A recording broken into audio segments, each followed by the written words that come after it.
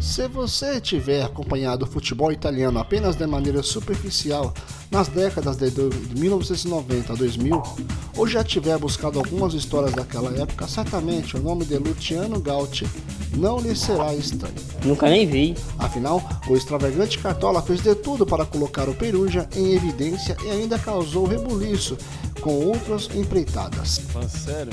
Ainda jovem, Gauchi se tornaria empresário e faria riqueza sob a tutela do seu sogro. No início dos anos 80, Gauchi se tornou membro do Conselho Administrativo da Roma, onde foi vice-presidente por 2 vezes. Tentou adquiri-lo, mas não teve sucesso. Primeiro porque Dino Viola voltou atrás na decisão de vender a agremiação. Depois porque Giuseppe Ciarrapico teve um ambiente mais favorável para fechar o negócio no início da década de 1990. Nesse período, o romanista até tentou assumir o controle da Lazio, mas as tentativas não decolaram e ele resolveu mudar sua estratégia. Ainda bem. O empresário percebeu que seria uma boa estratégia assumir um time de divisões menores, então rumou para a Umbria e comprou o Perugia em 1991. Na época, o time disputava a 3ª divisão e logo sua segunda temporada no comando, o empreendedor romano mostrou um lado obscuro que seria constante em sua trajetória como Cartola. Já avisei que vai dar merda isso. Na 29ª rodada da Série C de 1992-93, o Perugia precisava de poucos pontos para subir para a 2ª divisão e jogou contra o Siracusa. Com um pênalti escandaloso, o Perugia empataria a partida. Foi roubado! Porém, este duelo foi estopim para que uma investigação fosse feita, já que o time obtivera resultados de forma muito polêmica em algumas partidas daquela temporada. Foi descoberto que Gauchi doou um de seus cavalos de corrida para o sogro do árbitro da partida contra o Siracusa. Eita porra. E se encontrou com o próprio juiz 3 dias antes da partida crucial. O empresário ainda teve a indecência de usar a seguinte argumentação para se defender. Afirmou que o juiz insistia pelo almoço e presenteava a todos com puros sangues. Mentira! Naturalmente, não convenceu o tribunal e acabou suspenso do futebol por 3 anos. A promoção do Perugia também foi anulada. O time acabou subindo para a 2ª divisão de forma lícita no ano seguinte e conseguiu retornar à Série A em 1996, depois de 15 anos de ausência. Tudo isso? O Perugia não permaneceu na elite e, como tinha um forte elenco, voltou para a 1ª categoria em 1998, dessa vez de forma permanente e sustentável. Uma das passagens mais marcantes desse período pelo perugiano na elite ocorreu em novembro de 1999, após uma derrota do Perugia para o Bari. No Renato Curi, Gauchi explodiu. Considerou que o mau resultado havia ocorrido porque o árbitro não expulsara Duccio Innocenti por uma entrada que ocasionou a substituição de Renato Oliver, logo no início do jogo. O mandatário gostava de afirmar repentinamente que o seu time era roubado. Se chama bonito. Furioso pelo acontecido, Gauchi desceu até o vestiário para insultar o árbitro Emílio Pellegrino e ainda discutiu feio com Vincenzo Materazzi, presidente do Bari.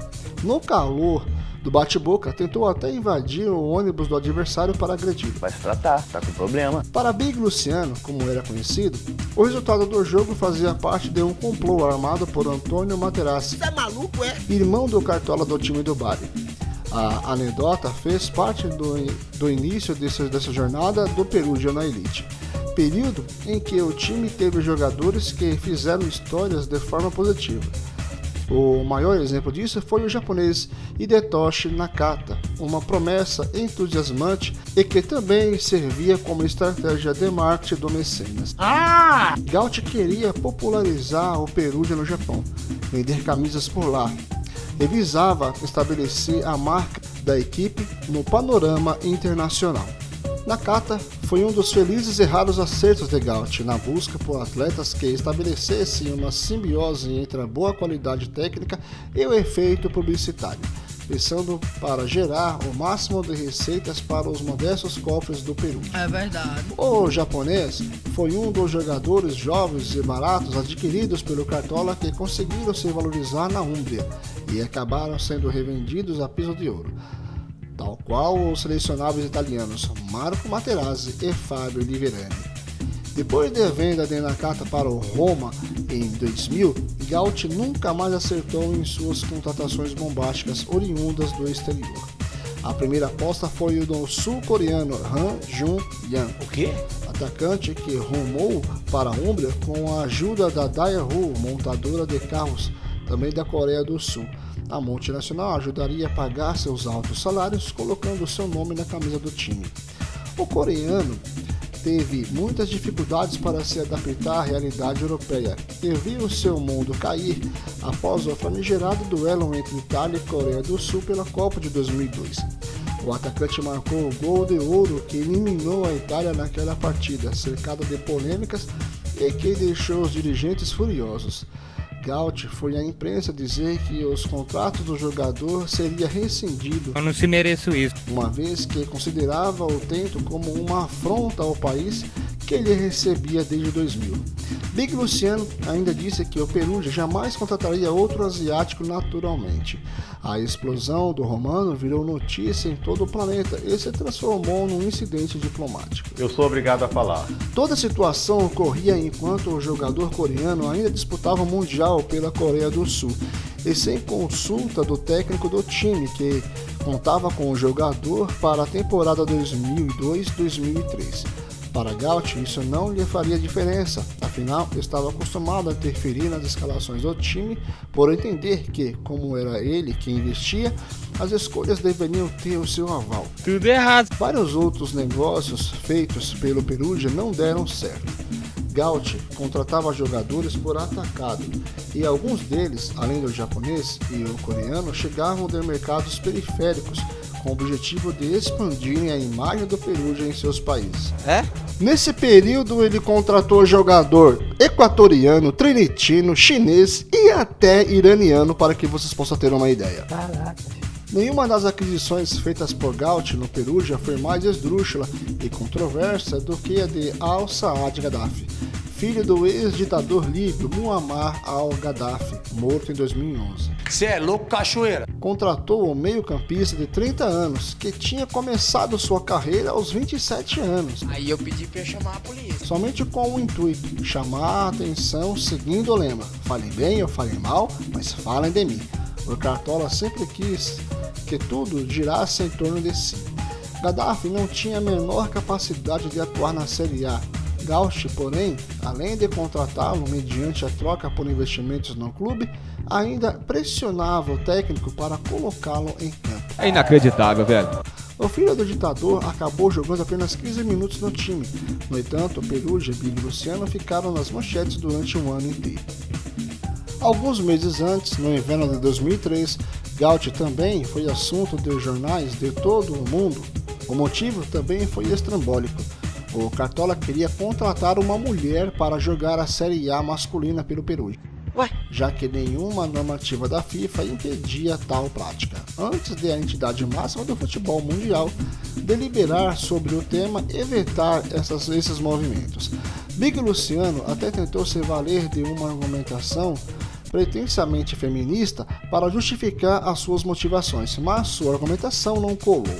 Inicialmente, o proprietário do Perugia identificou como alvos as atacantes suecas Victoria Svensson e Hanna Ljungberg, que rejeitaram a ideia, tida como absurda. É claro!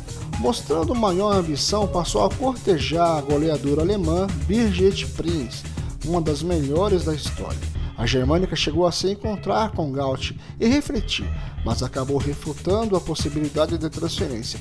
Embora tenha recebido negativas, Big Luciano continuou a procurar outras jogadoras para integrar o elenco, mostrando que a sua intenção não era de fechar com uma atleta em específico, mas com qualquer uma que fosse mulher, ou seja, sua intenção era aparecer. Entendeu?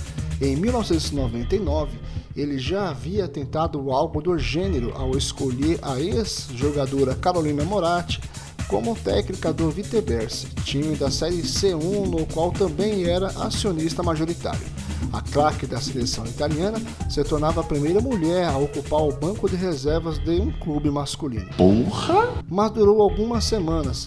pelo nível de interferência de Gaut que determinava quais atletas deveriam entrar em campo. A ex-atacante se sentiu desrespeitada, como se ocupasse a posição de fantoche para as vontades de Luciano. Gaut foi dono do Viterbese entre 1997 e 2000, mas a equipe da região da Lácio não foi a sua única empreitada.